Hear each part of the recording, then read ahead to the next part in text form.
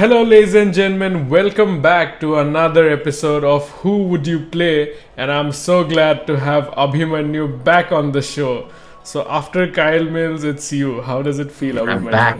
Abhimanyu? All right. So, today we're gonna talk about India Tour of Australia. But before that, what an IPL, Abhimanyu. What do you have to say about the IPL 2020? What an IPL. I mean, after the longest while, nobody could predict the top four until the last day, until the very Yeah. last day. Yeah. So this is the first time I think every team has finished with 12 or more points. Every team. Yeah. So, I mean, Chennai Super Kings from the very beginning looked out of sorts, and I mean, except for them, all the other teams were in the fray for the knockouts.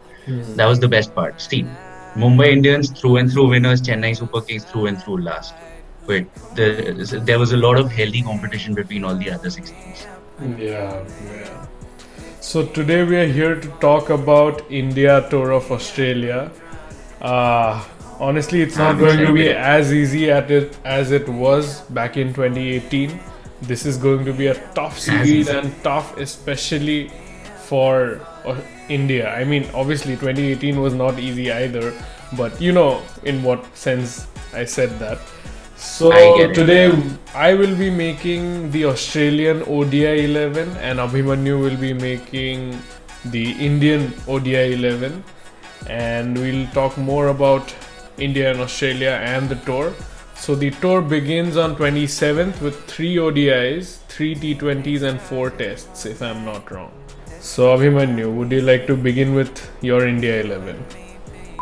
I'm very pessimistic about this tour. I'm 99.99% sure we're not going to come back with at least the Test trophy in our hands, not the Border Gavaskar trophy this time. But okay, we'll focus on the tests later. Moving on to my ODI 11, I will open with Mayank Agarwal and Shikhar Dhawan.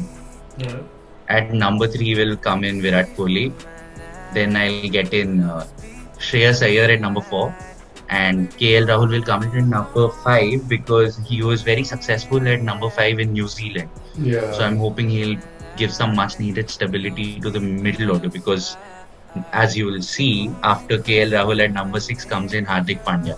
And Yeah. all of us know he's not the most reliable batsman. At Yeah. seven comes in Jaddu. Then 8, 9, 10, 11 is Chehel, Navdeep Saini, Bumrah, and Shami. I am not happy with the 11 that I've made, but I tried a lot of permutations and combinations, and this was the only probable 11 which came to my mind. I mean, yeah, if Hardik Pandya doesn't bowl to get more stability in the middle order, you can get Manish Pandey instead of him. But then the hard hitting factor will not be there. So, and there's not a single part timer in our lineup. So it is not Yeah. a very balanced team that we're taking to Australia. So I'm not very optimistic. Yeah, I can see that in your face actually. The way you're discussing the lineup, you're not very excited about it, and I can understand with no Rohit And Sharma and Hardik Pandya yeah, not bowling, and this time, like, I think this is the first tour that Dhoni is officially not there. I mean, there is no chance yeah, of, absolutely no chance of MS Dhoni. The lower order of the ODI team, Dhoni has left a big void.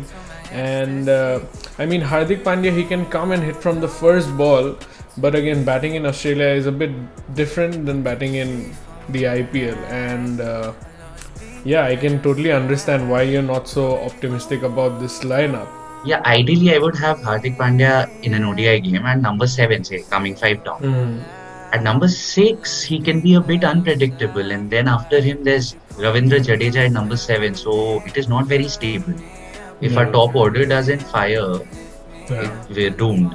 But then, having said that, top order looks in quite good form with Mayank Agarwal coming after great IPL, Shikhar Dhawan absolutely fantastic IPL, Virat Kohli being Virat Kohli, Shreyas Iyer has also had a decent IPL, KL Rahul has had a fantastic IPL. So I think we can rely a little bit on the top order, but I get it that balance is missing in this lineup.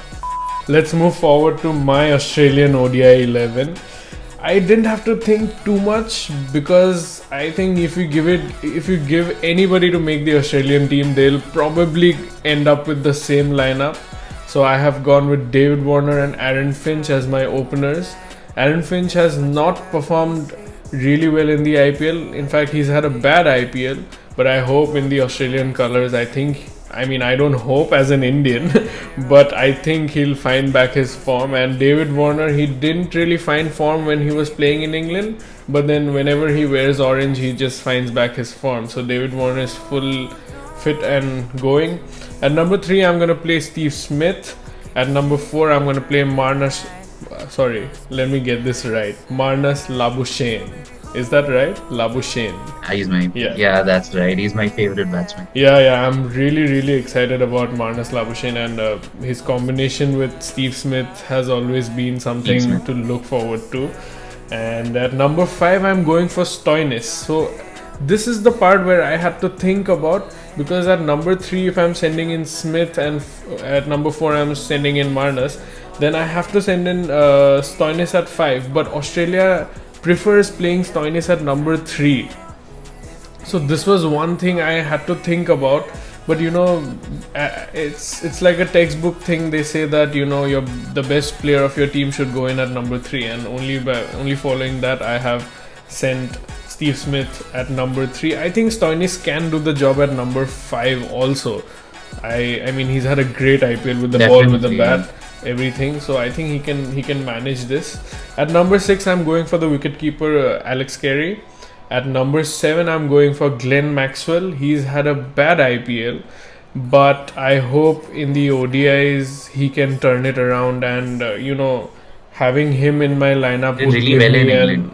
Yeah, he did well in England as well. And having Glenn Maxwell in my lineup will give me that extra spin option. So I would go for Glenn Maxwell. I could have gone for someone like an Ashton Agar, but I just went for Glenn Maxwell because he can contribute a lot with the bat if he finds his form. Yeah, he's Glenn Maxwell. So at number 8, I've gone for Pat Cummins. At number 9, I've gone for Josh Hazlewood. At number 10, I've gone for Mitchell Starc, one of the best and one of my favorites. And at number 11, I've gone for Adam Zampa. So Abhimanyu, I'd like to ask you, the IPL that has happened has been a full-on performance by the youngsters. Be it Devdutt Padikkal, be it I wish I could have, I wish I could take Riyan Parag's name in this list as well, but okay, that's another show for another day.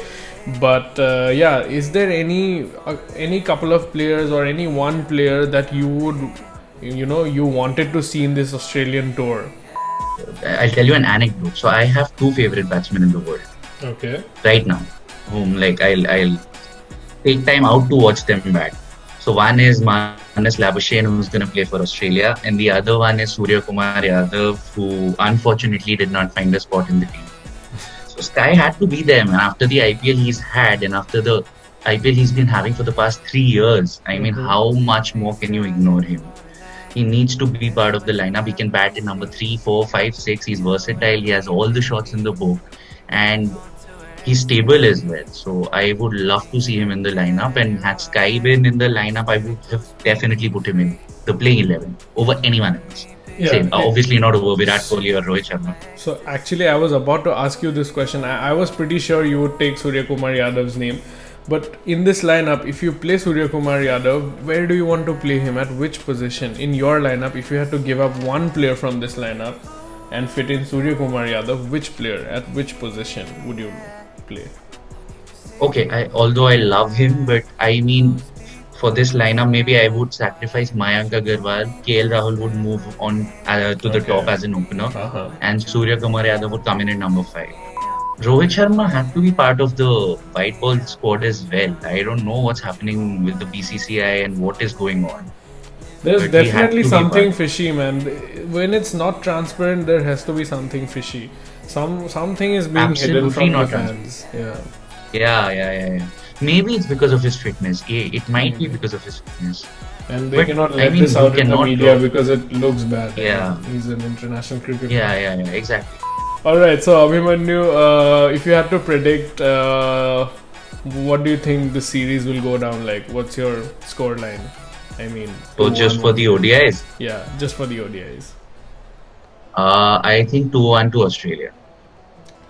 All right, I feel it's going to be 2-1 to Australia as well. Listening to my heart and giving one game to India, but it does not look like Australia looked really good, and India have not played international cricket for really long. So this is Yeah, going to for be a their first, long way. yeah. Yeah, And coming back after such a long time and playing in Australia and expecting them to win is a little too harsh, I feel. it's a little, yeah, for sure. And also, I would take in a nil 3 in T20s and a nil 3 in ODIs if we manage to win the Test series. Oh yeah, yeah. I would Any day, definitely take man. it up with Any like, day. yeah, man. Thank you so much for watching, ladies and gentlemen. If you enjoyed it, make sure you drop a like and comment down your 11 on the comment section. And if you haven't subscribed yet, please subscribe and press the bell icon so that you're notified every time I upload a video. Next up, we'll be discussing the Australian and the Indian T20 side, and I'm actually getting someone from Australia to make the Australian T20 men's team. So stay tuned, and we'll be up with new content very soon. Lift me up and I'm falling.